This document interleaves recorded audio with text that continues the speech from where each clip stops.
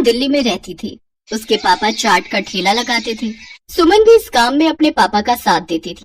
पापा ये लो, सारे गोलगप्पे भी तैयार हो गए और पानी भी बना दिया। बस मीठी चटनी आप बना लो, मैंने हरी चटनी बना दी है। सुमन बिटिया, सारा काम तो तूने ही कर दिया। तू तो मेरी आदत खराब कर रही है बेटी। कुछ दिनों में तू ससुराल चली जाएगी तो तेरे बिना काम में बिल्कुल मन नहीं लगेगा। तेरी बहुत कमी खलेगी बिटिया। बस रो दिए। सुमन अब तू ही अपने पापा को संभाल, थोड़ी थोड़ी देर में मन भारी कर लेते हैं। पापा मैं आपको छोड़कर कहीं नहीं जाऊंगी, मुझे ये शादी नहीं करनी। मैं भी आपके और माँ के बिना नहीं रह पाऊंगी पापा। नहीं बिटिया, ऐसे नहीं कहते। बेटियों को अपने ससुराल जाना ही होता है। केशव बहुत अच्छा लड़का है, तू ससुराल में बहुत खुश रहेगी। सुमन की शादी सूरत में तय हो गई थी। 1 महीने बाद सुमन की शादी थी, इसीलिए सुमन अपने माता पिता से दूर दूसरे शहर जाते थोड़ा उदास थी। सुमन बड़ी थी और एक छोटा भाई था जो अभी पढ़ रहा था। धीरे धीरे 1 महीना बीत गया और सुमन की शादी का दिन आ गया। सुमन के माता पिता उसे राजी खुशी डोली में विदा करते हैं। शादी के बाद सुमन दिल्ली से सूरत अपने ससुराल आ जाती है। सुमन का पति केशव एक गैराज में गाड़ियों की मरम्मत करता था। सुमन समझदार थी, उसने आते ही पूरे घर को संभाल लिया। बस बहू मैं और रोटी नहीं लूंगी, केशव को दे दे। बस एक ही रोटी देना, पेट में बिल्कुल भी जगह नहीं है। इतना स्वादिष्ट खाना बनाया है बहू कि मैं एक रोटी भूख से बढ़कर खा गई।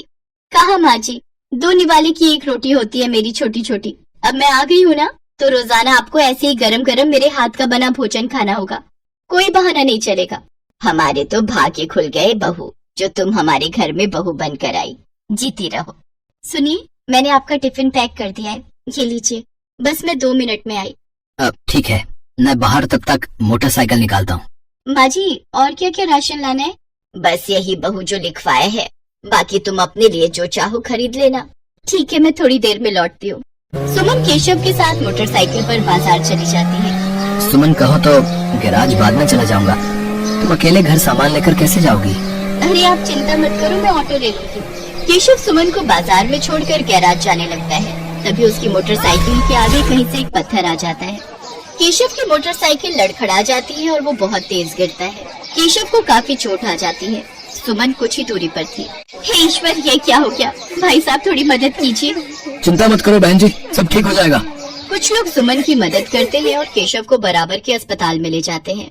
डॉक्टर केशव का इलाज करता है। कुछ देर बाद केशव को आराम मिलता है।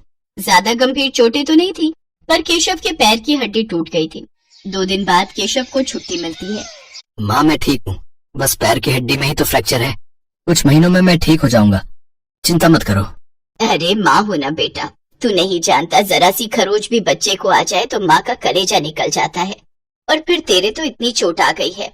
अब तो कुछ दिन के लिए गैराज पे नहीं जा सकता। जाना भी नहीं है, डॉक्टर ने अभी 6 महीने रेस्ट के लिए बोला है। आप चिंता मत करो, पैसों की कोई तंगी नहीं आएगी। मैं कोई काम शुरू कर देती हूँ ताकि घर में थोड़े पैसे आते रहें। तभी सुमन के माता पिता भी दिल्ली से आ जाते हैं। सुमन ने उन्हें फोन पर केशव के एक्सीडेंट की बात बताई थी, जिसे सुनकर वो रह नहीं सके। अब दामाद जी, काम की कोई चिंता मत करो। सुमन ने मेरे से चाट बनाना बहुत अच्छे से सीखा हुआ है। सुमन बेटिया, तो यहाँ सूरत में दिल्ली वाले गोलगप्पे शुरू कर, वो तो बहुत अच्छी बनाती है।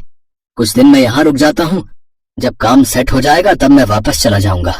हाँ पापा, ये ठीक रहेगा। दिल्ली वाले गोलगप्पे यहाँ बहुत अच्छे चलेंगे। हमारे इधर आसपास किसी ने भी दिल्ली वाले गोलगप्पे का काम नहीं शुरू किया हुआ। केशव बेटा, आप सारी चिंता छोड़ दो, पापा और मैं कुछ दिन अब यहीं रहेंगे।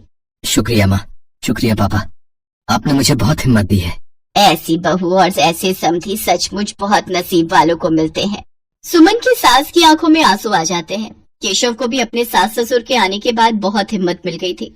सुमन अपने पापा के साथ सूरत में गोलगप्पे का ठेला शुरू करती है, जिसके ऊपर लिखा था दिल्ली वाले गोलगप्पे। गोलगप्पे के दीवाने तो बहुत लोग हैं और सूरत में तो पानीपुरी के सभी दीवाने हैं। ये देखकर सुमन और उसके पापा ने गोलगप्पे का स्टॉल लगा दिया। उनके बने गोलगप्पे बहुत पसंद किए जाने लगे। सुमन बेटिया, मुझे पता है अब तुम काम अकेले संभाल लोगी, अब हमें चलना चाहिए। सूरज भी अपनी बुआ के घर बहुत दिन से रुका हुआ है। वो उन पर बोल रहा था कि हमारे बिना उदास हो रहा है। हाँ पापा, सूरज बहुत दिन अकेला रुक गया और आपको दिल्ली का भी तो काम संभालना है, वो भी बहुत दिनों से बंद पड़ा है। अब तो मैं सब कुछ संभाल लूंगी, आप मेरी चिंता मत करो। सुमन के माता पिता वापस दिल्ली लौट जाते हैं। उन्हें आए हुए भी बहुत समय हो गया था। अब सुमन अकेली रोजाना गोलगप्पे का ठेला लगाने लगी। वो रोजाना सुबह उठकर गोलगप्पे और बाकी का सामान तैयार करती और बाजार निकलती। कुछ भी कहो सुमन दीदी, आपके गोलगप्पे का जवाब नहीं है। हम सारी सहेलियां रोजाना शाम को स्पेशली मार्केट आपके गोलगप्पे खाने के लिए आती हैं। हाँ सुमन दीदी, ये तो सच है, बहुत टेस्टी गोलगप्पे होते हैं आपके, साथ में खट्टा मीठा पानी, बहुत बढ़िया बनाती हो आप। बस आप सब ग्राहक तारीफ कर देते हो, मुझे काम करने में और प्रेरणा मिलती है। ये लो, इसी बात पर 2 गोलगप्पे फालतू खाओ। सुमन रोजाना ऐसे ही शाम के समय बाजार में ठेला लगाती थी। धीरे धीरे सुमन के गोलगप्पे पूरे सूरत में फेमस होने लगे। अब तो उसे शादियों और पार्टी के भी ऑर्डर मिलने लगे। इस काम में सुमन की सास भी उसकी मदद करती थी। कहीं भी शादियों और पार्टी के ऑर्डर मिलते तो सुमन अपनी सास के साथ जाती और वहाँ पर अपना स्टॉल लगाती।